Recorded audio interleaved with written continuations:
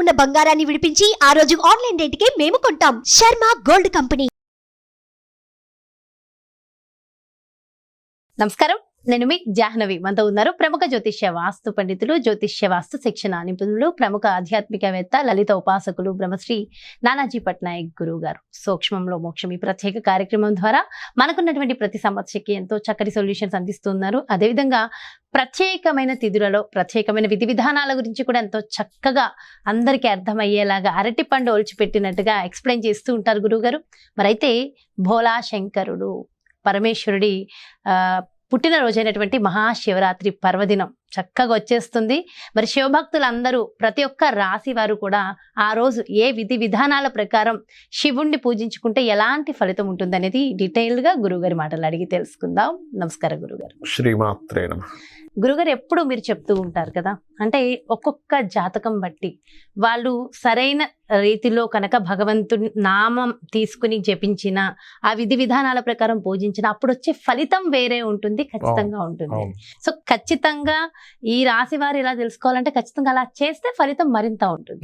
అలా మహాశివరాత్రి ఆ భోలా శంకరుడికి అభిషేక ప్రియుడు అంటాం కదా, మరి ఎలాంటి అభిషేకాలు మనం ఏ రాశి వారు ఏ విధంగా చేయడం వల్ల ఖచ్చితమైన ఫలితం వస్తుంది అంట? తప్పకుండా అమ్మా. ఫస్ట్ ఆఫ్ ఆల్ ఏంటంటే జన్మకో శివరాత్రి అంటారు. జన్మకో శివరాత్రి అంటే నీ జన్మ మొత్తం కూడా తరించాలంటే శివరాత్రి చేస్తానని జన్మ తరించినట్టు అర్థం అనమాట. అయితే దీంట్లో చాలామంది ఏంటంటే ఉదయం పూట చేసుకోవాలా, రాత్రిపూట చేయాలా అభిషేకం అని అడుగుతూ ఉంటారు. మార్నింగ్ టైము చేయాలి, నైట్ లింగోద్భవ కాలం అంటారు 12 గంటలప్పుడు, అర్ధరాత్రి ఆ సమయంలో కూడా అభిషేకం చేయాలి ఖచ్చితంగా. ఇంకొకటి, కొంతమంది ఉపవాసం ఉండలేని వాళ్ళు ఉండక్కర్లేదు, చక్కగా పళ్ళో ఏదో తీసుకొని ఉండొచ్చు. శివుడు ఏమీ కూడా మిమ్మల్ని శపించడు. భక్తి ప్రధానం. మీకు ఏంటంటే ఆ మనసంతా భగవంతుడి మీద ఉండాలి. నేను తినట్లేదు, అమ్మో తినకుండా ఉంటున్నాను, ఇది తినకుండా ఉంటే ఏమిటి, ఇది కాదు. ఓకే, సో మీరు తినకుండా ఉండలేమండి, చక్కగా పళ్ళు తీసుకోండి. వండిన పదార్థం కాకుండా పళ్ళు ఫలాలు తీసుకోండి. లేదంటే పళ్ళు ఫలాలు కొంతమందికి పడవు. కొంతమంది ఏంటంటే షుగర్ ఉంటుంది, వాళ్ళు భయపడతారు. కానీ పళ్ళు ఫలాలు తింటే ఏం కాదు.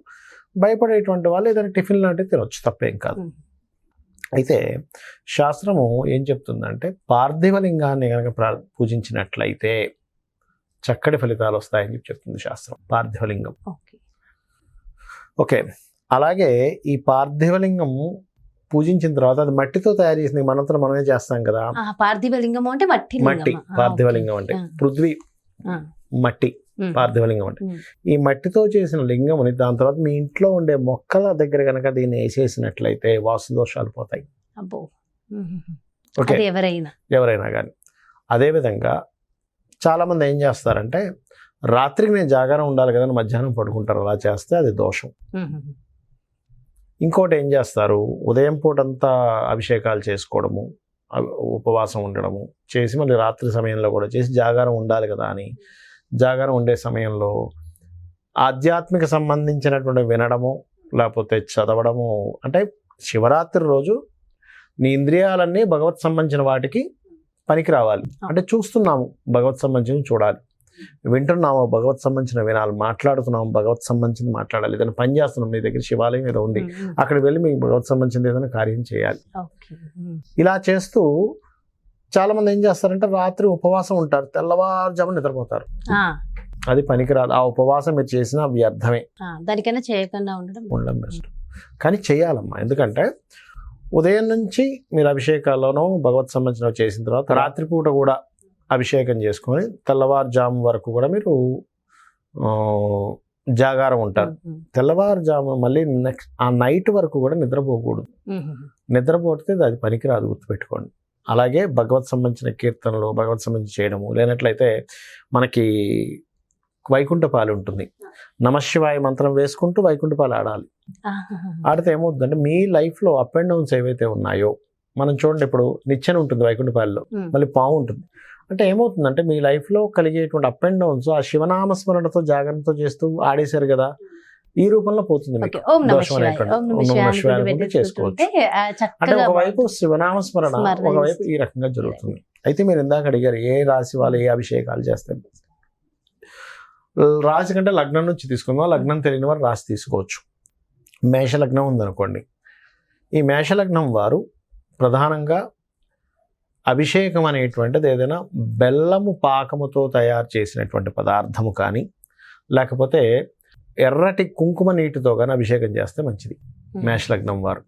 అదే వృషభం వారు అనుకోండి, బిల్వపత్రంతో అభిషేకం చేస్తే మంచిది. అంటే వీళ్ళ పూర్వజన్మ కర్మలు పాపాలన్నీ తొలగుతాయి. మిథున లగ్నం వారు, మిథున రాశి, లగ్నం తెలియదు రాశి అనుకోండి, మిథునం వారు చక్కెర అంటారు, అంటే మనకి మిశ్రీలా ఉంటుంది, మిశ్రీతో కానీ లేకపోతే పాలుతో కానీ పంచామృతాలతో కానీ అభిషేకం చేయొచ్చు. కర్కాటకం వారు కూడా దానిమ్మ గింజలతో అభిషేకం చేస్తే చాలా మంచిది కర్కాటకం వారు, లేదా ఎర్రటి పుష్పాలతో అభిషేకం చేయొచ్చు. అదేవిధంగా సింహలగ్నం వారు పసుపు లేదా గంధముతో చేయొచ్చు, లేదా పసుపు లేదా గంధము నీటితో చేయొచ్చు అభిషేకం. అదేవిధంగా తులాలగ్నం వారు అంటే బాగా శత్రుబాధలు ఉన్న వాళ్ళకి ఏం చెప్తారంటే శివుని మీద ఒక తెల్లటి వస్త్రం వేసి ఆవాలతో అభిషేకం చేస్తారు. అంటే ఆలయంలో అయినా ఇంట్లో అయినా చేసుకోవచ్చు. అలాగే తులాలగ్నం వారు దేంతో అభిషేకం చేస్తే మంచిది అని చెప్పి చూసుకున్నట్లయితే చెరుకు రసంతో చేసినా మంచిదే తులాలగ్నం వారు. అదేవిధంగా వృశ్చికం వారు కూడా గంధము, పసుపు లేదా ఆ యొక్క నీటితోని లేదా పసుపు రంగు పుష్పాలతోని అభిషేకం చేయడం అనేటువంటిది మంచిది. ఇక ధనస్సు లగ్నం వారు ఏంటంటే మీరు ఎర్రటి పుష్పాలని, అదేవిధంగా ధనుసు లగ్నం వారికి అభిషేకంతో పాటు హోమం కూడా చేసుకోవాలి శివుని స్తోత్రాలతో, ఇంకా మంచి ఫలితం. రాశి కూడా తీసుకోవచ్చు. లగ్నం తీసుకుంటే లగ్నం తెలిసి లగ్నం లేనట్లయితే రాశి తీసుకోవచ్చు. వీళ్ళు కూడా దానిమ్మ గింజలతో అభిషేకం చేస్తే మంచిది. ఇది ధనుసు లగ్నం వారు. ఇక మకరం వారు కనుక తీసుకున్నట్లయితే వీరు పంచామృతాలు, తేనెతో అభిషేకం చేస్తే ఇంకా మంచిది. అలాగే కుంభలగ్నం వారు బిల్వపత్రాలతోని, మీనలగ్నం వారు పాలతో అభిషేకం చేస్తే మంచిది. అయితే ఇది లగ్నము రాశి తెలిసింది, కానీ నాకేం తెలియదండి, కానీ ఒక పదార్థంతో అభిషేకం చేస్తే నాకేమైనా వస్తుందా అంటే, వివాహం కానటువంటి వారు ప్రధానంగా చెరుకు రసంతో మన పటిక బెల్లంతో అభిషేకంగానే చేస్తే ఖచ్చితంగా వీళ్ళకి వివాహ యోగం కలుగుతుందని శాస్త్రం చెప్తుంది. అదేవిధంగా ఇందాక నేను చెప్పినట్టుగా మన ఎర్రటి పుష్పాలు ఉంటాయి చూసారు, ఎర్రటి పుష్పాలు కానీ దానిమ్మ గింజలతో కానీ చేస్తే శత్రు సంబంధించిన దోషం తగ్గుతుంది. ఒకటి పసుపు రంగు పుష్పాలతోని మరియు మనకి గంధము, పసుపు ఈ నీటితో కనుక అభిషేకం చేస్తే గురుబలం పెరుగుతుంది. గురుగ్రహ బలం సరిగా లేదనుకోండి, గురుబలం పెరుగుతుంది, సంతాన యోగం కూడా కలుగుతుంది దీంతో కనుక చేసినట్లయితే. అదేవిధంగా ముఖ్యంగా ఏం చెప్తారంటే శాస్త్రంలో, మీరు ఎలా వేసినా పరమేశ్వరుడు స్వీకరిస్తాడు, అలా నెగ్లిజెన్సీగా చేయమని కాదు నా ఉద్దేశం. అంటే అక్కడ చేయడం ముఖ్యం, భక్తి ప్రధానం. భక్తి ప్రధానం అది. ఇంకోటి ఏంటంటే సంపెంగ పువ్వు వాడకూడదు అంటూ ఉంటారు, వాడకూడదు అంటూ ఉంటారు సంపెంగ పువ్వు. అంటే ఎందుకంటే అమ్మ దానికి మీరు వినే ఉంటారు ఇప్పటికి చాలాసార్లు, మనకి చాలా వృత్తాంతాల్లో కూడా ఉంది. అండ్ అలాగే ఇంకోటి ఏంటంటే ఇంట్లో అభిషేకం చేసుకోవచ్చా లేదా శివాలయంలోనే చేయాలా అనేటువంటి కొన్ని సందేహాలు ఉంటాయి కొంతమందికి. ఇంట్లో అయినా చేసుకోవచ్చు, బయట అయినా చేసుకోవచ్చు, అదేమీ ఇబ్బంది ఏం లేదు. సో అది ఎవరికి కుదిరిన వాళ్ళు అలా చేసుకుంటూ ఉంటే మరింత ఫలితం కలుగుతుంది. ఎంతో చక్కగా వివరించారు గురుగారు. Thank you so much. నమస్కారం. శ్రీమాత్రే నమః. ఎస్, శివరాత్రికి సంబంధించి ముఖ్యంగా ఖచ్చితంగా ప్రతి ఒక్కళ్ళు ఆచరించవలసిన విధి విధానాలు, ఆచరించకూడని విధి విధానాలు కూడా వివరిస్తూనే ప్రతి ఒక్క రాశి లగ్నం వాళ్ళు ఆ రోజు ప్రత్యేకంగా ఎలాంటి అభిషేకం చేయడం వల్ల మీకున్నటువంటి కోరికలు నెరవేరుతాయనేది డీటెయిల్ ఇన్ఫర్మేషన్ చక్కగా వివరించారు కదా గురుగారు. మరో చక్కటి ప్రత్యేకమైన కార్యక్రమంతో మళ్ళీ మీ ముందుకు వచ్చేస్తాను. నమస్కారం.